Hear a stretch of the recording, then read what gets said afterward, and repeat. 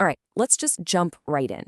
Have you ever found yourself looking at a truly incredible building and just wondering, where did that idea even come from? It can feel like pure magic, like it was just conjured out of thin air. But it's not magic, it's a language. And in this explainer, we're going to figure out how to read it. This quote from the historian Nikolaus Pevsner, it really gets to the heart of it all.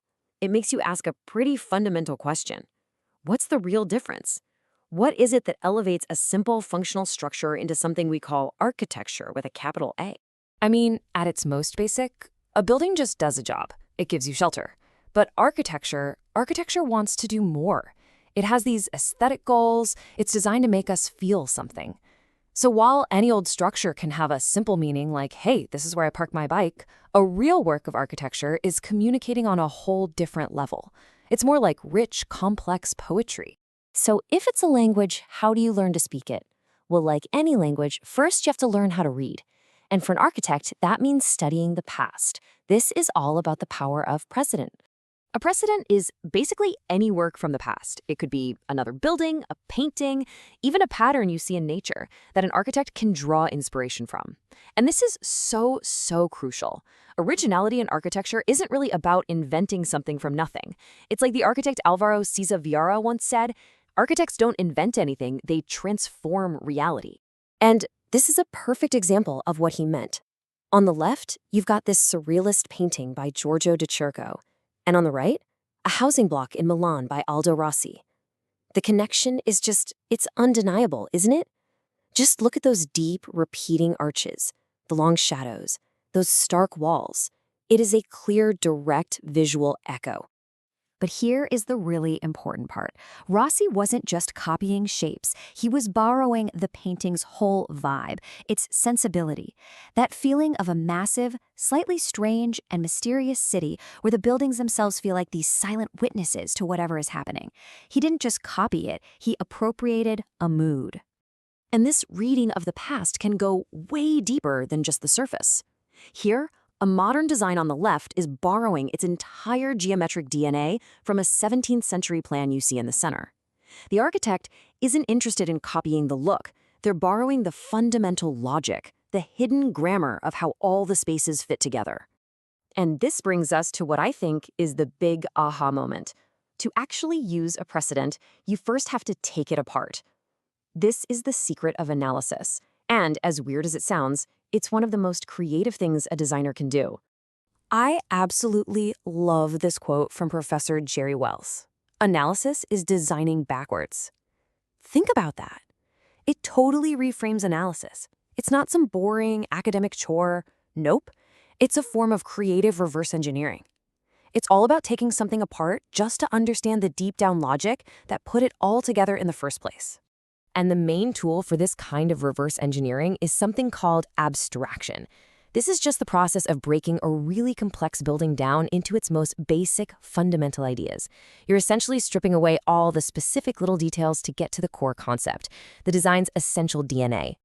And these famous diagrams show us exactly what that process looks like in action. You can see the architect here is literally unpacking a house design into all of its essential overlapping systems.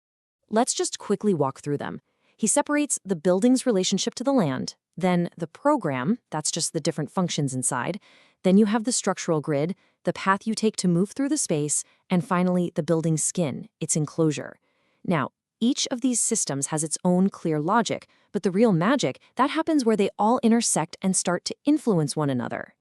Okay, so you've taken a precedent apart, you've found its core ideas, but how does that analysis actually lead to something new and innovative instead of just a copy? This is the million-dollar question, right? How do you actually make that jump from understanding an old idea to generating a completely new one? How do you keep yourself from just making a cheap imitation? Well, the answer lies in something called an intermediary device. And this is a really fascinating idea. It's a drawing or a model that exists in this kind of purely conceptual space. It's not a design for a building, not yet. It's like a bridge. It's an abstract tool that helps you think, and it holds the pure essence of your analysis. I mean, just look at this model. That is obviously not a miniature building. It's a physical exploration of a single idea. Maybe it's about the tension between a solid wall and a glass box, or about how a path carves its way through a solid mass. It's an idea that you can literally hold in your hand. And here's another one. Totally different material, exploring a totally different concept. These objects are tools for pure thinking. They let the designer just play with the concept, turn it over, look at it from every angle, long before they ever have to commit to what the final building will look like. This in-between object, this intermediary device, is really where the innovation happens. You can think of it like a crucible, where that old idea, the precedent, is melted down and reforged into something that has the potential to become brand new. So the big takeaway here is that this whole process, it's not theft, it's a conversation. The architect is entering into a creative dialogue with that original work. It becomes this kind of co-authorship across time, where you're reinterpreting powerful ideas for a new era, a new location, and a new purpose. Okay, so why does any of this matter to those of us who aren't architects? Well, because it gives us a completely new way of seeing the world around us.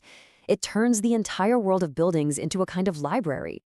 The central idea is this simple. The buildings all around you, from the most magnificent cathedral to the simplest bus stop, they are not silent objects. They are speaking a language. They're a vast library, and they're filled with stories and ideas and solutions from all of human history.